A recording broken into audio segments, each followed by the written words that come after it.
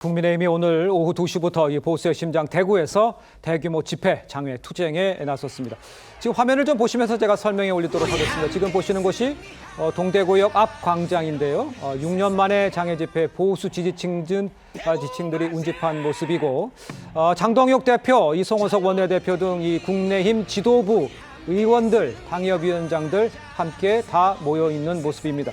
국민의힘은 5만 명 정도 모일 것으로 예상을 했는데 국민의힘 공보실에서는 장동혁 대표 연설 때는 7만 명 이상이 모였다 이렇게 좀 추산을 하고 있는 상황입니다.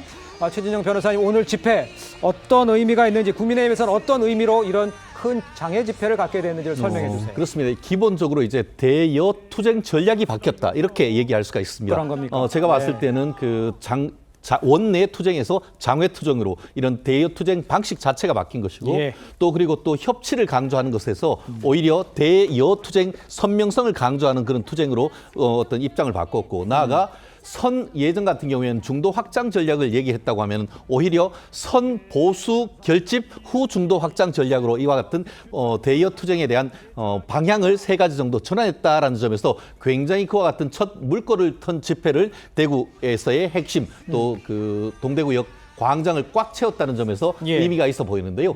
저희도 이제 그 관련되는 단톡방이 있는데 거기에서 이른바 동대구역이 디비졌다 뭐 이런 그 얘기가 지금 나오는 것이 그 부분 아니겠습니까? 네네. 처음에는 한 5만 명 정도 얘기를 하고 있습니다만 실질적으로 지금 국민의힘 공보국 같은 경우에는 적어도 7만 명 그리고 현재에 있었던 사람들 같은 경우에는 뭐 그냥 본인들의 어떤 정치적 수사도 있을 수 있습니다만 약 20만 명 정도 몰렸다라는 그런 얘기도 지금 심심찮게 나오고 있습니다.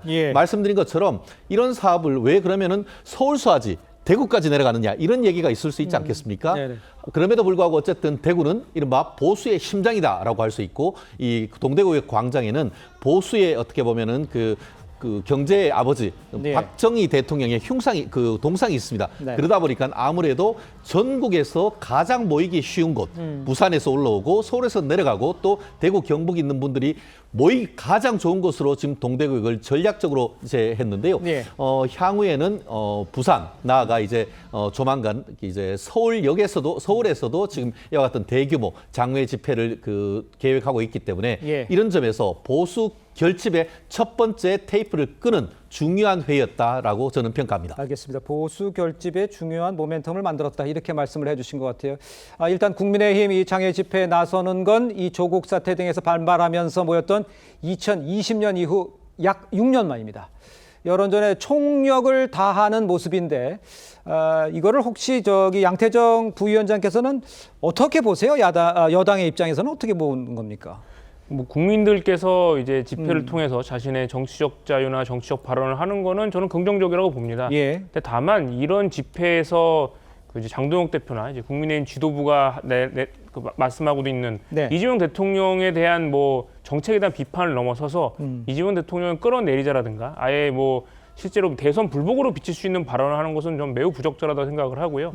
특히 이제 2025년 9월 1일자 리얼미터 여론조사를 통해 보더라도 이재명 대통령 국정 수행에 대해서 긍정적인 평가를 한 대구 경북 국민들이 44.2%나 나왔습니다. 7월에는 한 50% 넘는 이제 여론조사가 있는 걸로 제가 알고 있는데 그런 걸 봐서도 국민의 최소한 과반수 이상의 국민 그리고 심지어 대구 경북 지금 국민의힘의 강세 지역인 곳에서도 많은 국민들이 이재명 대통령 아직 1년도 되지 않은 이재명 국정 운영에 대해서 긍정적인 반응이나 기대를 하고 있는 상황에서 어떤 제1야당이 정책으로 승부하는 것이 아니라 저런 식의 대선 불복이나 끌어내리자랑 같은 과격한 발언을 하는 것은 자칫 윤 어게인으로 보일 우려가 있어서 저는 그 점은 좀 매우 우려스럽다 이렇게 말씀을 드리고 싶습니다. 알겠습니다. 그러면 일단요 장동혁 대표 민주당과 정부를 향한 날선 발언을 쏟아냈죠. 특히 이재명 대통령을 정조준을 했습니다. 직접 한번 들어보시죠. 우리는 지금 분노로 가득 차 있습니다. 그러나 분노는 행동이 아닙니다. 국민의 힘으로 이재명 정권을 끝장내고 독재를 막아냅시다, 여러분. 올해는 반드시 지금 멈춰서 있는 이재명의 5개 재판이 속히 다시 시작되게 만들어야 합니다, 여러분. 자, 직접 들어보셨습니다만 장동혁 대표는 이재명 대표의 사법 리스크를 언급을 했고요. 이재명 정권을 끝장내자 이렇게 말을 했습니다. 이재명 대통령을 겨냥하는 이유는 무엇이고, 자, 과연 이게 보수층 결집에 도움이 되는 전략인지 어떻게 보세요, 의원님께서는? 그러니까 이제 보수를 어떻게 정의하느냐. 그런데 아주 그 뭐라 그럴까, 소위 그 당에 대한 그 충성심과 그러한 것이 애당심이 강한 소위 어떤 사람들은 짠물 뭐 지지층이라고 그러는데 예. 그 세력을 결집하는 데는 대구만한 장소가 없으리라 생각이 듭니다. 그런데 지금 아까 최 변호사께서 말씀하셨듯이 지금 지지층을 결집하고 그다음에 중도를 확장한다 그러는데 늘 지지층을 결집하는 활동들은 많이 해오지 않았나 싶은 생각이 있거든요. 예. 그러니까 중도 확장에 대한 고민이 보일 때 중도층도 관심을 가질 것 같다라는 이건 제 물론 개인 생각이긴 하지만요. 예. 그리고 6년 전에 그 왜 광화문에서의 그 조국 그 당시 법무장관에 대한 집회를 보면 그때 뭐 상당히 그 우파에 해당하는 교회 세력도 있었고 그다음에 그 당시에는 아마 자유한국당이었을 겁니다. 예. 그 열심히 나가서 시위를 했지만요. 당시에 그 조국이라는 정치인이 얼마나 대한민국의 공정성에 상처를 입혔는지에 대한 분노와 경악, 그래서 자발적으로 나선 중도층들이 있었단 말이죠. 그렇기 때문에 이러한 어떤 활동이 성공하기 위해서는 그런 자발성이 담보되어야 된다라는 거를 말씀드리고 싶은데 아까 말씀하셨듯이 지금 리얼미터도 그렇고 갤럽도 그렇고 대통령 지지가 상당히 높이 나오거든요. 그러니까 국정 운영과 관련해 가지고는 지금 물론 이제 민생이 아직도 어렵고 네네. 미국과의 관계도 있고 여러 가지 문제가 있지만 그 자체를 지금 그 국민 여론으로 볼 때는 문제 삼지 않는다면은 네. 대한 야당으로서 민생이라든지 그다음에 최근에 그 소위 상권 분립의 한 축이라고 하는 대법원장에 대한 터무니없는 그런 어떤 그 왜 사실 주장 있잖아요. 그러니까요. 요런 데 더 초점을 맞춰서 아. 선택과 집중을 잘하는 것이 지금 자꾸 대통령을 끌어내리자 그러면 오히려 민주당의 그 당내 세력에게 빌미를 줄 수도 있다라는 생각이 드네요. 일단 뭐 선택과 집중에 대해서 말씀을 해주셨고 어디 이게 너무 좀 큰 이재명 대통령의 이런 쪽에 향한 공격에 좀 불만이 있으신 것 같아서 좀 들리는데 일단 아니, 뭐 불만은 없습니다. 알겠습니다.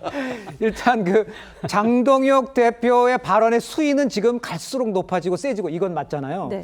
국민의힘 지지층 결집의 분위기를 끌어올리겠다, 이 전환점으로 삼겠다 이런 의도는 있는데 이거는 성공할 수 있는 건지 이건 어떻게 보세요? 글쎄요. 뭐 지금 장동혁 대표 입장에서는 지금 앞서 말씀하신 것처럼 민주당이 이번에 그러니까 제기했던 대법원장의 일종의 재판 사회적 모의, 뭐 업무설 있잖아요. 그러니까요. 이런 부분들이 근거가 별로 없다. 이런 부분들에 대해서 여론이 상당히 좀 이렇게 비판적으로 돌아섰어요. 이런 부분들을 아마 일종의 하나의 정치적 모멘텀으로 삼기 위해서 이걸 바탕으로 해서 이재명 정권에 대한 강한 이 지금 정치적인 하나의 구호를 넘어서 이 주장까지 하는 그런 상황이긴 합니다만 예. 저는 제가 생각했을 때 그런 측면도 있지만 또 하나는 관성의 법칙도 상당히 작용하고 있는 것 같아요. 예. 지난 일요일 같은 경우 부산에 내려가서 세계로 교회 현장을 찾아가서 종교 탄압을 이야기하면서 반문민 국가로 가고 있다고 예. 상당히 강도 높은 주장을 했고 오늘은 드디어 이재명 대통령 끌어내리기까지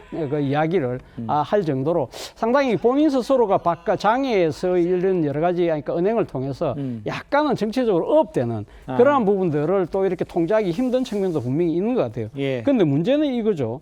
지금 지난 6년 동안 국민의힘이 물론 그동안 3년 동안은 여당이긴 했습니다만 사실 그동안 장애투쟁을 안 했거든요. 그런데 그렇죠. 지난 6년 동안 안 했던 이유는 가장 결정적인 이유는 당시 한교안 대표 체제 시절의 야당 시절 이때 이 장애투쟁이 결코 민심의 지지로 이어지지 않는다는 혹독한 경험이 있었기 때문에 그런 부분들이 강하게 이 당내에서는 장애투쟁으로 가는데 나가는 데 있어서 이렇게 이 반대로 작용하는 하나의 동력이 됐던 것이 아닐까라는 생각이 들기 때문에 앞서 예. 말씀하신 것처럼 지금 여론조사를 보면 이재명 대통령에 대한 지지율이 지금 60%를 넘어가고 있는 상황이라고 한다면 지금 이 국민의힘에서 이야기하는 이재명 대통령을 바로 뭐 이렇게 축출하자는 식의 이야기 자체가 얼마만큼 민심에 부합할 수 있느냐 그거. 그리고 오늘 이 지금 집회 장소에서 지금 보도를 보면 어떤 깃발들이 나붙겠냐고 하면 윤 어게인, 스탑 더 스틸, 프리윤, 소위 말해서 윤석열 전 대통령을 다시 복귀시키자는 식의 이야기들이